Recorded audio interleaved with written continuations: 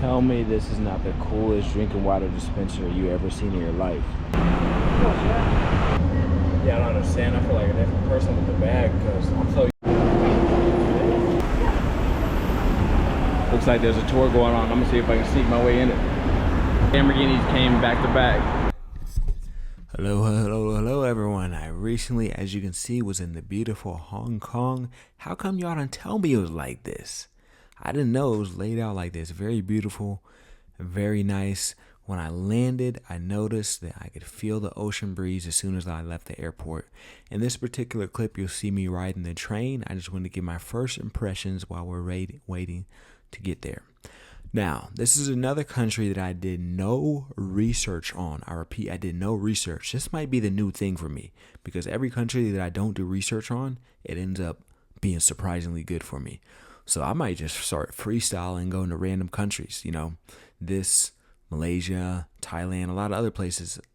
I did no research, right? I used to do research like going to Spain, Germany, whatever. So I want to give my first impressions. I want to say overall, it was cool. The customer service was questionable in some parts.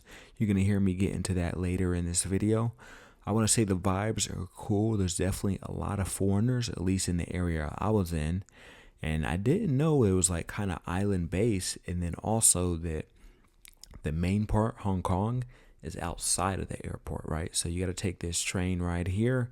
It stops at like 2-3 other places before it eventually gets you to Hong Kong. And it's a lot more rural than I thought. I thought the entire Hong Kong would be densely populated. As you see in this clip, it's only a small part. But either way, it was a cool experience. I met some cool people, got to see the vibe a little bit. And I would definitely consider going back, right? I never considered China personally on my places to visit. Now, granted, this is not mainland China, but it was still interesting. So let's get back to the video and hear me talk about what's going on. Hello everyone. I am currently in Hong Kong, China. So I have a long layover here and I want to take advantage to see the city, see what's going on. First, I have to find the locker. Just to let you know, after you check in with immigration, the locker is going to be on the other side and you can pay to have your things stored there so you can further explore Hong Kong without carrying a lot of stuff with you. Quick disclaimer, make sure you hit the like, comment, and subscribe. I appreciate all the new people. What you're hearing me talk about in that clip right there is the situation as far as navigating the airport. So I'm going to break this down little by little. In this first part of the video, you're going to hear me talking about some of the airport's tricks and tips that I learned while here. It's very interesting. So if you plan on going to Hong Kong, I would definitely recommend to stay alert on this part. So when you come here, make sure you refer to it as the baggage storage, because I will say in different cultures we use different things. Like, in London they refer to it as the lift, we refer to it as the elevator. Out here they call it the storage. So I was calling it like locker and they're like, what are you talking about? Make sure you say storage, so then they know what you're talking about. I just seen somebody run into the bathroom like their life depended on it. Crazy. So after customs, you want to go to this exit through here, and that gets you one step further. So it looks like you want to go all the way out. So they tell me go straight and then go to the left. So let's see. So you don't go up the escalators, you literally go straight. So we're going to go straight over here. So I guess it is literally straight then left. Then look at that, it says baggage storage and delivery. So we are here. So this is it, baggage storage and delivery. And these are the prices here, just as I've seen on the internet. So one of the good things about that particular baggage storage is it goes off estimated time and you don't have to pay until after. So for example, you can tell them, hey, I want to estimate maybe I'll be 5 hours. And then if you come back 3 hours instead of 5, they only charge you for the 3. So that's good. Buses, but I think I'm gonna take the train because I feel like the buses are more of a tourist scam. So it looks like I can take the train to the city. So let's see what's going on with that. So there was a long line for the station. The lady was one of the ladies helped me. She was like, I suggest you just go to the station and buy it because there's gonna be less people, which makes sense because like, when you're at an airport, let's say like you're going to the restroom or something, the first restroom you see, people just stack up there, right? Where if you go a little bit further down, it can be cheaper. So I guess I'm looking for the station now, and that's gonna help me buy the ticket. All right, so I guess you do gotta buy the initial ticket, and then when you get to the train station, that's how you get out. You can buy another ticket, I guess. I guess that's what these people were saying. So I don't know, maybe it's a little bit of a language barrier. Could be on my end, could be on their end, but it's understandable, you know, in a foreign country. But it's to be expected.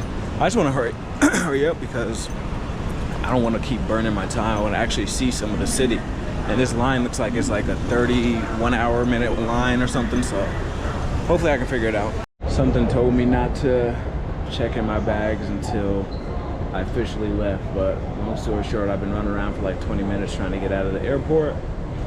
My car didn't get accepted by the machine. A couple workers told me to go to different places. None of those places worked. So right now I've been told that there is a ATM around the B section where I'm here. And I'm gonna try to withdraw enough money just to pay cash for my ticket. So that's where I'm at right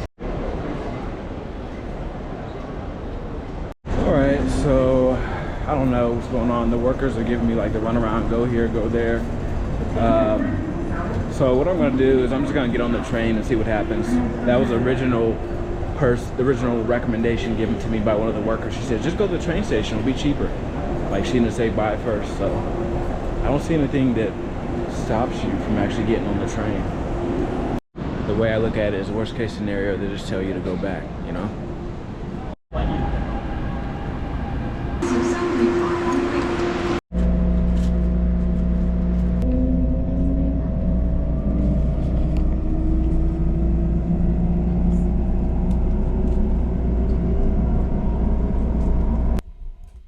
So stay tuned for a very important tip on how to save money when it comes to navigating the train at the Hong Kong airport.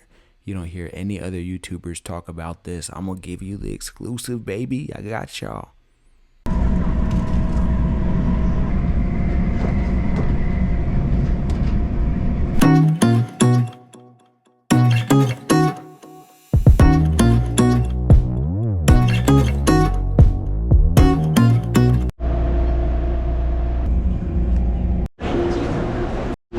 I'm thinking this is what the lady was talking about when she said it's cheaper. Let's see. So if you watch to this part, you just got an exclusive. So when you land, do not, whatever you do not buy it from the airport. It's gonna be a lot cheaper if you do it the other way. Yeah, so that first lady was right. And I will say, now that I left the airport, the customer service is a lot better. I don't know why this is so dark. There we go, a little bit better. Yeah, so now that I left the airport, the customer service is a lot better. Like the people I had down there were very friendly. Yeah, do this, do this. They were smiling and everything. So I'm like, oh, this is cool. It's way better than the airport. I think I can get straight out from here and be able to explore the city. Because that's all I want to do is give y'all this content. Let's see here what we got going on. Hopefully I don't have to take any more trains, but I see some people up there. So I wonder if they did some other path, because that seems like it'd be a lot more convenient. Let me go see.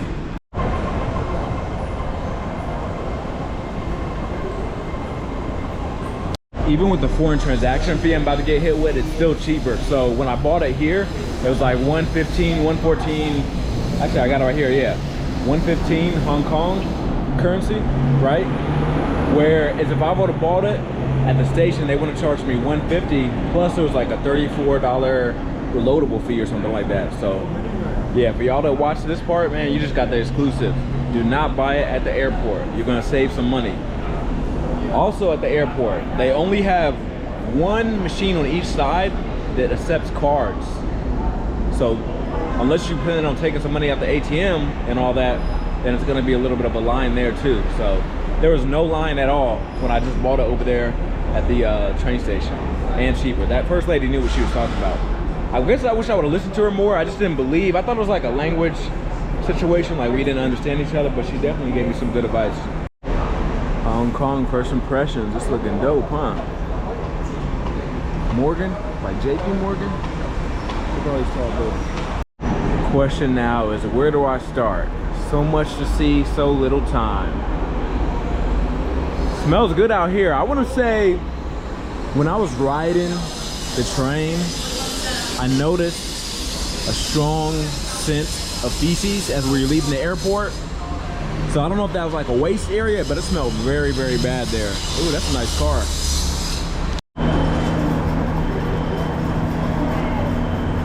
A lot of movement going on.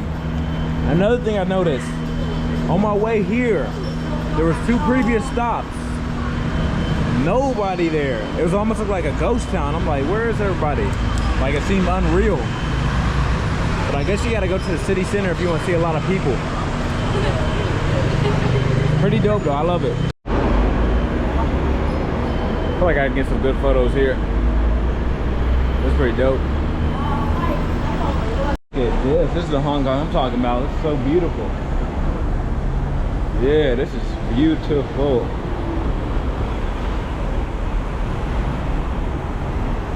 Ooh, I gotta get down there.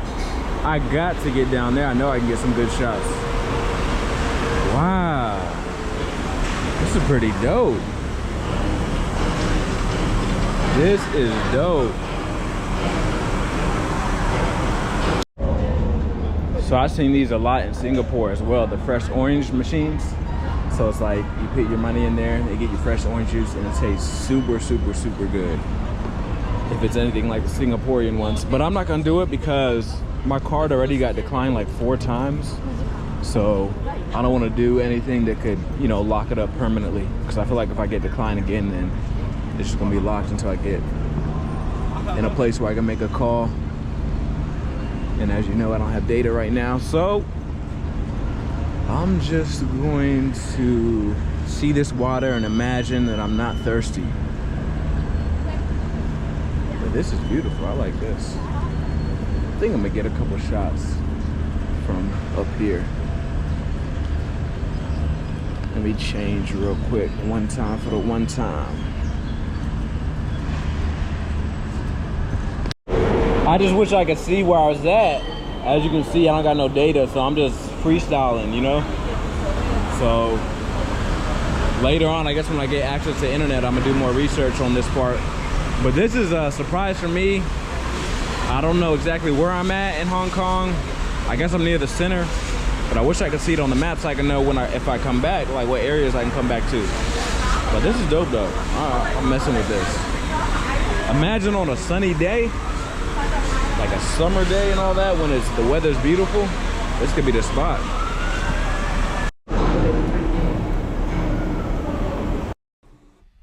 Yeah, that's just a quick little thing. My first impressions of Hong Kong. I do have more Hong Kong content coming. I got at least 2 other videos, but I just wanted to give something fresh, straight off the press, not too edited, not too altered, my raw, authentic thoughts. So this is my first piece of my Hong Kong series. I have a few additional videos coming. I would like to know y'all's thoughts on Hong Kong, and if you have ever been here, did you have the experiences that I had? But I got more content coming soon. Part 2 will be released shortly. Make sure you like, comment, subscribe, share, and turn on post notification bells. I love y'all. Peace.